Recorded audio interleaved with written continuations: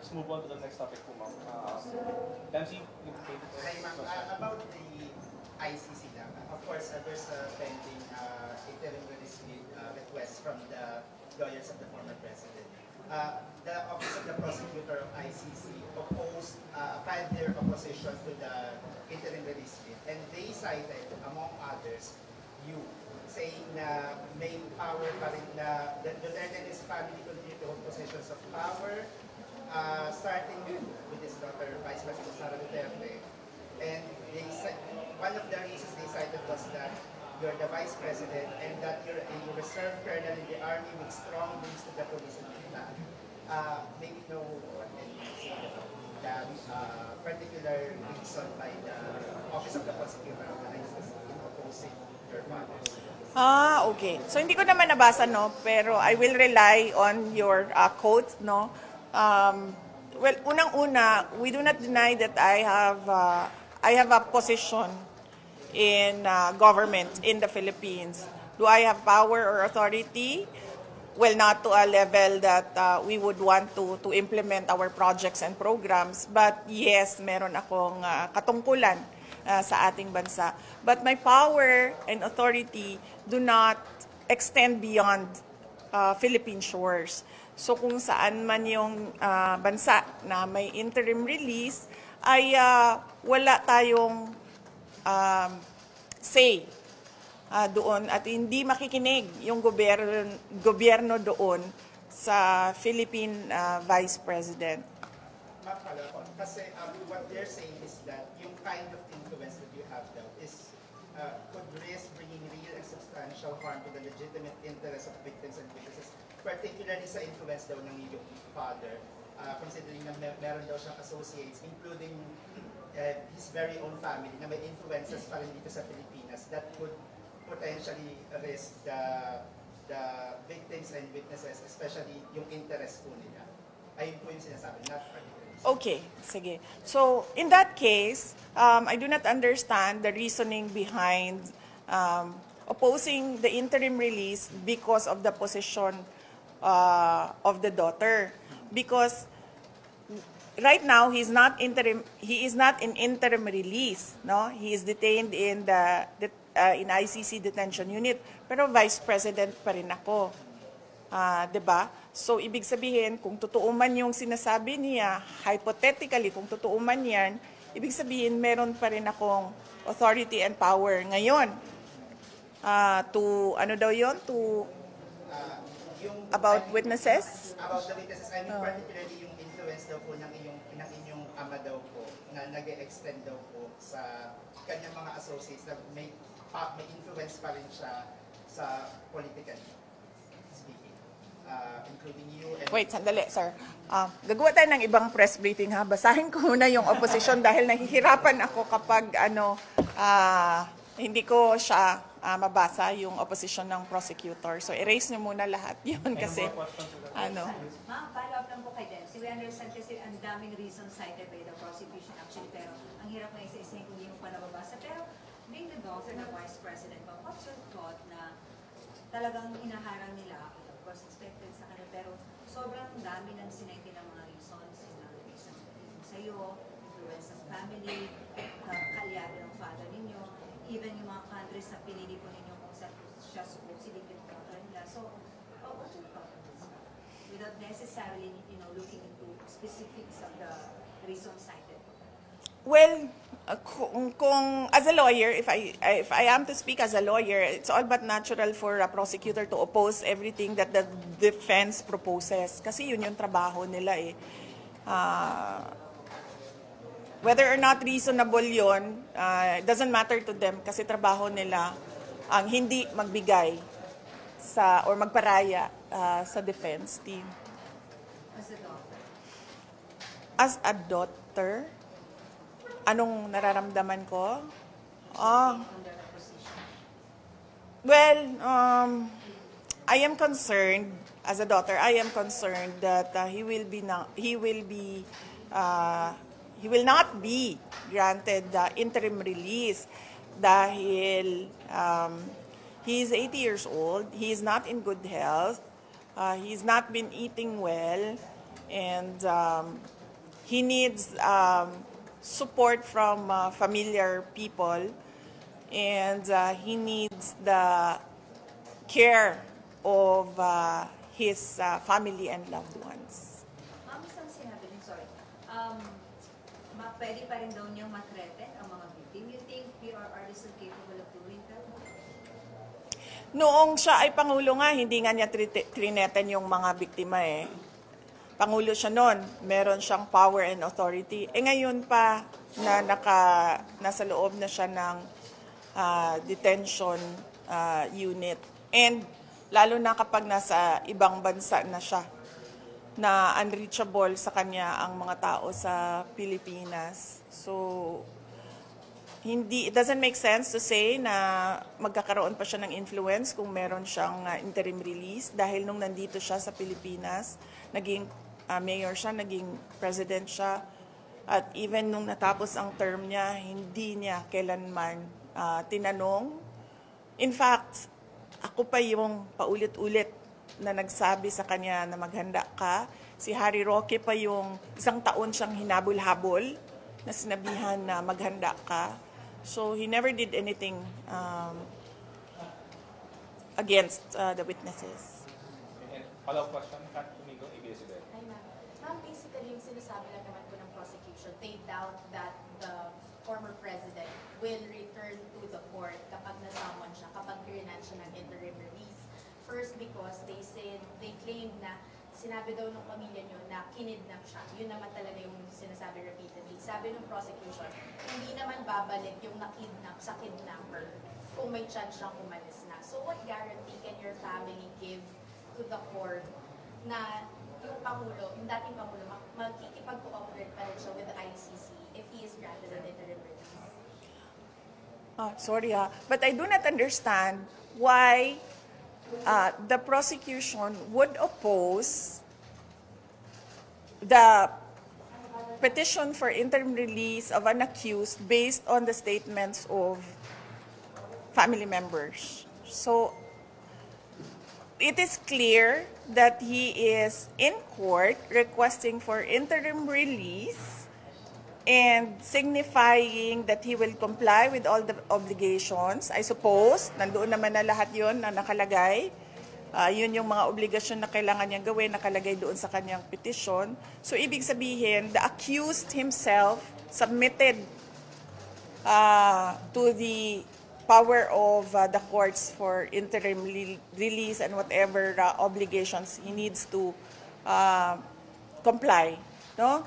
So, kung sinasabi nila na hindi ibibigay ang interim release dahil merong mga statements ng pamilya, it doesn't fall also into the parang reasons kung bakit hindi ibibigay ang interim release.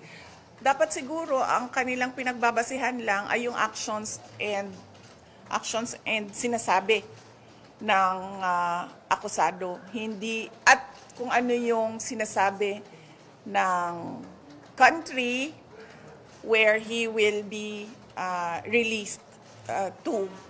Napakamali na gagamit sila ng rason para ikontrahin ang petisyon ng isang akusado base sa statements ng pamilya. Last 2 questions sa topic. Ay, sa topic. Ma'am, Aiza Dabuya. Ma'am, nasabi niyo po ngayon na ihiwalay muna natin yung statement ng family. Concentrate muna tayo dun sa accused. Nagkaroon po ba ng declaration si President Duterte na siya mismo, kung magkakaroon man or magagrant yung interim release niya, siya mismo haharap at babalik sa ICC para harapin yung kaso na hindi siya haharap? Likely, ma'am, hindi ko rin binasa, hindi ko din binasa ang, kasi trabaho ng mga abogado yan, ng ICC lawyers, no? So, hindi ko din binasa yung petition niya for interim release. I scanned through it but did not really read with comprehension. So, baka nandoon yan because isa yan sa mga obligasyon ng akusado. So, imposibleng wala yan doon, and imposible na hindi igarantiyan na ang bansa kung saan siya papunta. Dahil they are a party to the Rome Statute. Therefore, kung ano man yung sinabi nila na obligasyon namin, ay dapat ginagawa nila. So, baka number one pa nga yan doon na hinihingi sa akusado at sa bansa kung saan siya papunta. Na he will be available for the court at any time. Last question, Rhea Colon. Realistically, how do you think are your chances in securing this interim release for PR? Handa po ba yung pamilya nyo at secure kung sakaling mag-station?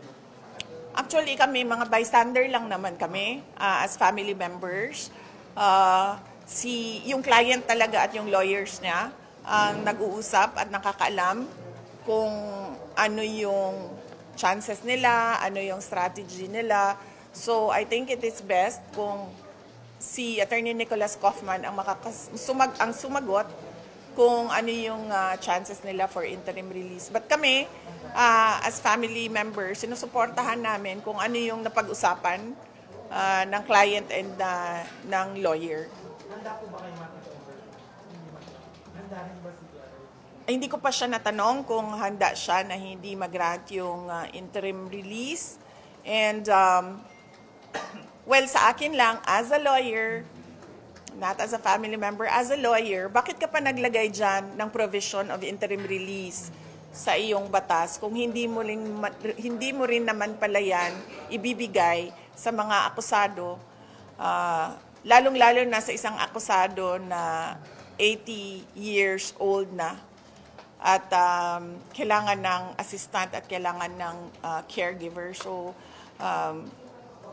parang napakalaking question nun. Mayroon kang provision for interim release pero hindi mo naman ibibigay sa mga accused mo. And more than that, yung tagal ba na nakadetain siya na nasa pre-trial pa lang is an injustice in itself. Kasi sa ibang bansa or dito sa atin, we have the right to bail. But doon sa ICC and sa Rome Statute, wala talaga. Walang right ang accused to post bail. And then ngayon, meron ka ngang interim release pero hindi mo naman ibibigay. So, parang sinasabi nila na they are for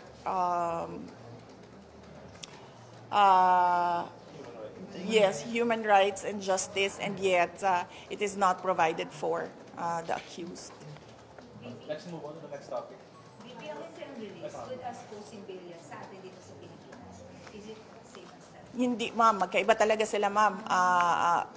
Sa bail kasi, magbabayad ka ng bond and then malaya ka na. Sa interim release kasi, wala kang babayaran, ma'am. Basta lang merong tatanggap sa iyo na bansa at magsasabi yung bansa na yes, we commit to the requirements of the court, and magsasabi yung accused na yes, I commit to the requirements of the court. Sorry, what's that? Na parang, like for example, 80% sure that they're willing to accept the former president. Ang pagkakaintindi ko doon sa sinasabi ng lawyer, sadali, ayoko magsinungaling so no comment. Okay, let's move on to the next Wait, topic. nasa Let's negotiations topic. for the countries kung ilan yung pinakausap or at least ano yung status ng negotiations. Yeah, at least figures of the countries. Kahit hindi Base na lang sa base naman doon sa filing ng defense team na nakalagay naman sa website ng ICC, merong nakalagay doon na dalawa redacted, clear siya. Dalawa yung nakalagay doon sa petition. So clear yon. Ma'am, this past few days, nakausap niyo po ba si PRRD over the phone? Ano yung huling pag-uusap niyo? And may sinabi pa siya na baka hindi niya nakayanin sa loob na matagal sa detention center? Hindi ko siya nakakausap lately sa telepono dahil bumabiyahe ako tapos iba yung cellphone number na ginagamit. So alam niya yon kasi si Kitty ang nakakausap niya lagi at pinapasabi ko kay Kitty na pakisabi na ginagawa namin yung mga Free Duterte Now rallies. Let's move on to the next topic. Red Mendola. Sabi ni Congresswoman-elect Lilan Dinimo, part daw ng game plan yung decision ng ombudsman na magsagawa na ng investigation allegedly dun sa, yun nga yung sa confidential fund mo. Since June 11 lang daw pinorward ng House yung kanilang committee report, and then after 4 days pinadala ka na raw ng to comment within 10 days. So part daw in ng game plan para unahan yung impeachment case mo. Anong comment mo yun? Part ng game plan nila. Ng ombudsman kasi since si ombudsman ay appointee ni former President Duterte. Okay. Kasi kung madidismiss yung case mo sa ombudsman, magkakaroon ng issue yun kung hindi pa tapos yung impeachment mo sa Senate. Okay. Hindi ko best person and the best office to answer that is the ombudsman himself or the office of the ombudsman. Hindi ko alam, ma'am, kung bakit nila inaksyonan at hindi ko alam bakit mabilis nilang inaksyonan. I don't know. Basta ang sinasabi ko lang that the lawyers are ready to answer any charges, whether it is in courts, in the Sandigan Bayan, or in the impeachment court. How are your lawyers updated po sa impeachment? Sabi niya, ni Attorney Michael Paua, he is the spokesperson for the defense team. So any questions about the impeachment, you can direct it to him and then he will give you an interview. Lang yung House na ang layo, yung answer with caution po na final ng defense, ang layo daw po dun sa bloodbath na gusto nyo. Okay. Sige. Ako yung client. May sarili akong gusto. Meron akong mga abogado. Siyempre nagbabayad ako sa kanila for their professional services. At yun yung expertise nila. Yung maghanda at mag-defend ng impeachment case. So, as a client, hindi ko papairalin yung gusto ko over doon sa gusto ng abogado because that would mean I'm wasting my money paying my lawyers but not listening to their expert advice. So, gusto ko ng bloodbath. Pero iba ang gusto ng mga experts and sila yung binabayaran ko. Ayaw ko magsunog ng pera para lang hindi makinig sa kanila.